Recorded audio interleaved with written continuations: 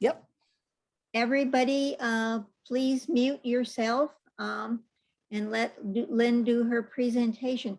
I am delighted, absolutely delighted that our education chairs have really stepped up and been the backbone of what we have been doing for the last year and this present year. We would have really no programs or not much of an organization if it were not for them. And Lynn opted to give us a presentation. Basically, it's from one of the Hearth Fire Series. It's something about going green, but she promised that she will start with that and then move to a secret topic. So I will leave it all to Lynn, and thank you very, very much, Lynn. So last year, I don't know if you folks recall, but I wanted to do this demo, but I wasn't prepared, just COVID brain. It's like, it was hard. But anyway, sometimes it's so much easier to see rather than just talk about it. So this year, I'm going to start off with my demo because then I can put it in the oven and Margaret and I will then have lunch. But hopefully this will give you ideas. So today, last year I talked about the chicken enchilada, which is really easy because you can get their Costco chicken and just shred it and debone it. So basically, that's what I did here last night. I already deboned the Costco chicken, and then all it asks for is 1 can cream of mushroom soup, 1 can cream of chicken soup, and then this chopped green chilies. And this one is mild. I got it from Walmart. And actually, when I hear green chilies, like I'm afraid to serve it to kids because I think it might be too spicy for them, but it's not spicy at all. So don't be afraid to use it. And that's it as far as your ingredients. So what I did, okay, you may have to, Margaret's going to have to help me with the camera, is I already opened up the cans. Yeah, no problem. So I already opened up the can and then I'm sorry. And then 1 cup of sour cream. So I already mixed the cream of mushroom, the cream of chicken, the green chilies, and 1 cup of the sour cream. And this is what it is. And then now we're just going to throw in some of this chicken. Oops, this would help to have my gloves on. Hold on a second.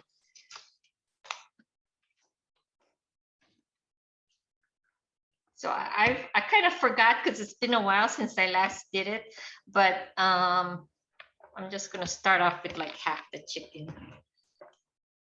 or at least save the white meat for my sandwich, or I like to put it over my vegetable salad.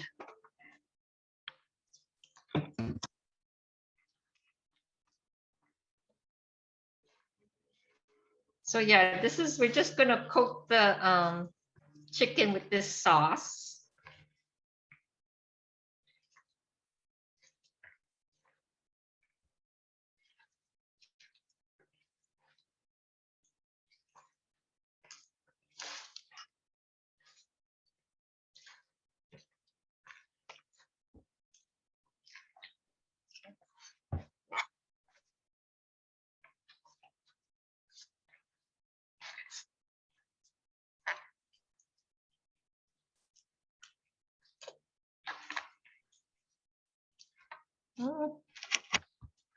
Actually, I could probably use the entire chicken because it's pretty, yeah, it looks like there's enough sauce to go around.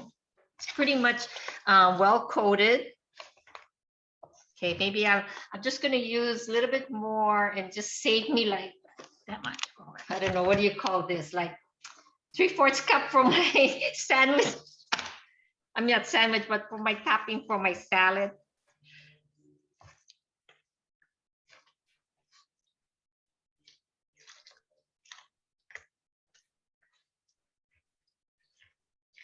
Okay, so that's it as far as the mix. So then what we do is we just get the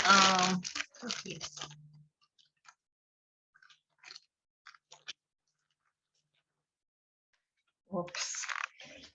Tortillas. This is the flour tortilla shell. And then so I put in a pretty generous, hefty amount.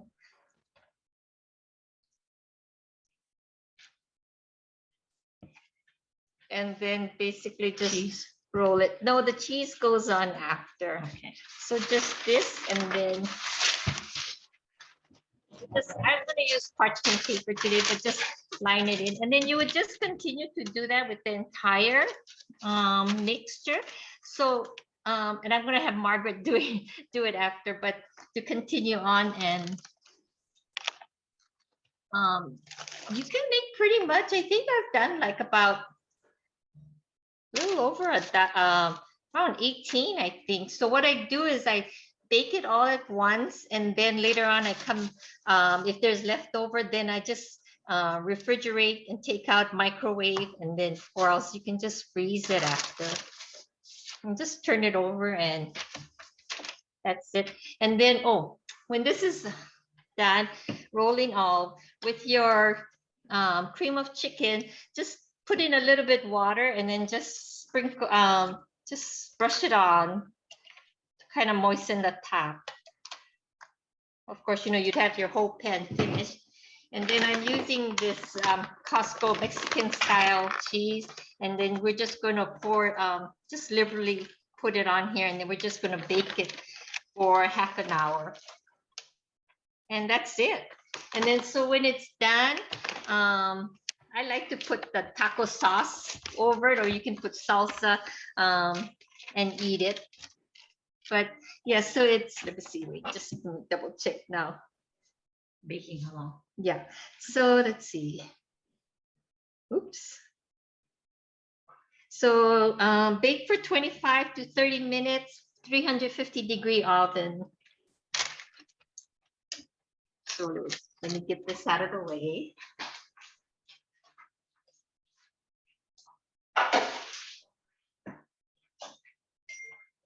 Okay, so thank you.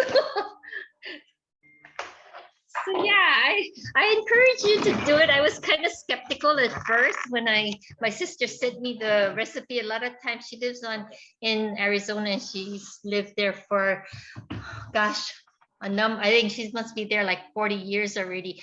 And I remember when we were growing up, and she'd come home and she'd tell my mom she wanted to cook things for our dinner. And a lot of times it was like, no, thank you. We didn't want her to cook for us because the food was very different. We wanted the local style cooking, and her cooking was not to our taste. But so when she gave me this recipe, I was sort of hesitant, but I made it, and oh no, the kids, everybody liked it. They enjoyed it. So yeah, you can make a whole batch, good for when you have potlucks now, hopefully now that we're be able to meet soon. And like I say, you can cook it and leave it in the fridge, microwave as you want for your lunches throughout the day. But yeah, I think you'll enjoy it, and it's very economical, being that, you know, you can just get a Costco chicken and just shred it out. Okay, did you have any questions before I begin? Is it 8 ounces of cream cheese? Yeah, 1 cup. Yeah, so I just Sour bought that. So, I'm sorry. Yes, sour cream. Right. Okay. Lynn, could you put the recipe up for us? And I can put Okay. it on the website. Okay, All okay. right. Well, I personally thank you a whole lot, because I have half a Costco chicken sitting in the refrigerator that I was trying to figure out what I was going to do.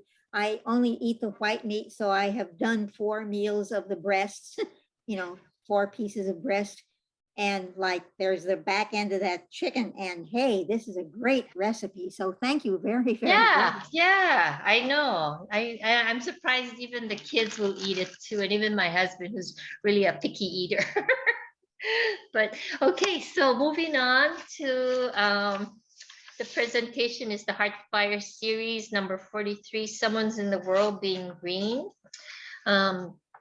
Being green doesn't mean being a frog named Kermit or being Irish. Being green means doing things in our daily lives, no matter how small, that help the environment, stay green and healthy.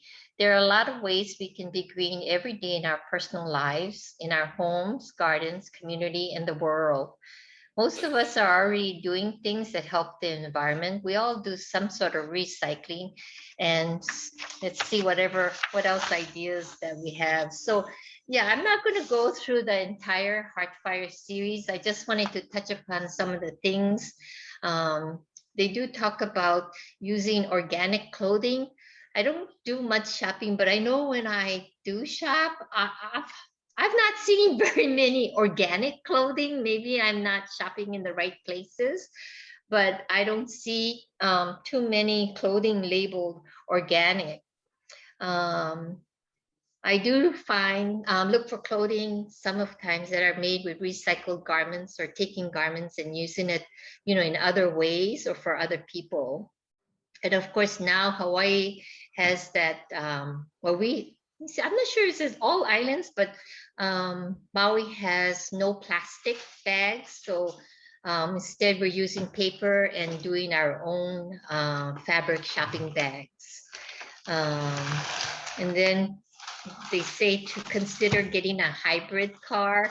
Well, okay, but yeah, economically, we can't afford to even get a hybrid car or an electric car. So hopefully, with technology, prices will come down, and that will be something that more people will be able to afford. I remember telling my daughter, like the rice cooker or those electric fans that would rotate, like we couldn't afford it because it was so expensive, and I think one Christmas my other siblings got together and bought for my mom a fan, but today you can buy those fans for like $10 or something. I mean, really cheap. In fact, now these are outdated, and now you got the towers and whatever else. So hopefully with the electric cars, the prices will come down so more people can afford it. But then again, I don't know, because yesterday's Maui News just said that Maui's electrical rates will be going up 20%. So I don't know which is better, the 20% on the electric or the gas prices.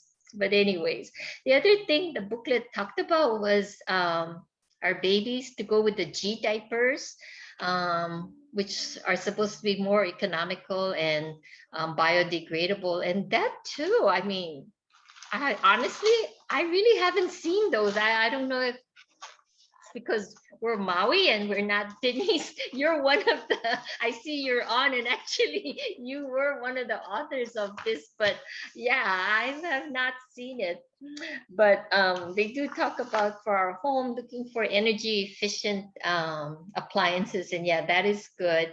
And if you're building or remodeling faucets, toilets, be careful about and look for the energy efficient or efficient water, shower heads and all. And they also talk about cleaning products, vinegar, baking soda. Those are, good to have in your home. A lot of people already have it. It's just using those instead of those bought that has so many chemicals in it. And so, and I don't know if you're already starting to do it by replacing the fluorescent bulbs with the incandescent bulbs, or the LEDs, which is more economical and actually brighter too. And let's remember to dispose of toxic materials like batteries and household items rather than dumping it into the trash or the rubbish dump, is to take it to recycling centers. And of course, our good old solar clothes dryer. No one likes to air their dirty laundry, but it's okay. Do it to be green. And of course, they talk about our garden and our communities. But when I was reading about communities and riding a bike, walking to the store, I thought about COVID. And although COVID, yeah, it was really hard on everybody and all. But when we look back upon it, the last 2 years, I mean, there are some positive sides to COVID. Like my daughter, who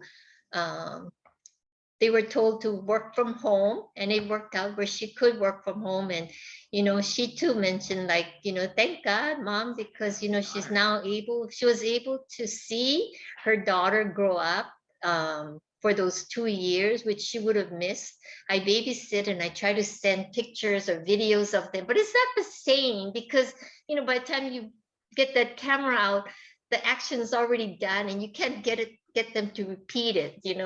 And so she said it was such a blessing to be home and to be able to, even if she's working, but then she can hear our conversation, what we're talking, or sometimes like she'll turn around to look at us. And so she was able to see that. And when being that she's now going to make 3, so from 1 to 3 she's able to see it and enjoy that. So for her it was a blessing. And then when I drive around, I see so many people in the neighborhoods that are just fixing up their homes or putting extensions whereby they have lanais, open patios and stuff. And I think that's really nice. And of course too, they're now into their gardening because they were home.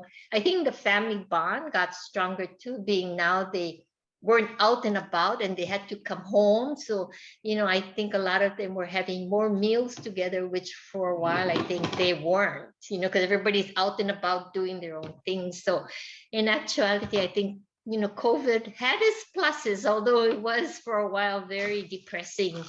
But it did have its pluses where it brought people together, the family together. And if the family was able to do more things and like that, their houses, I think, improve. I see a lot of gardens and a lot of people taking care because they have time now rather than going out and about. So that was nice. But yeah, that's basically what I wanted to share today. And I just thank you. And thank you, Denise, for a well-written booklet. Denise, go ahead. In regards to, and that book was written a long time ago. I know. Believe me. In regards to the organic clothing, I think probably what we met was plant-based clothing. Oh. So like 100% cotton, 100% linen, Mhm. which is flax-based. Yeah, rather than the polyester mix.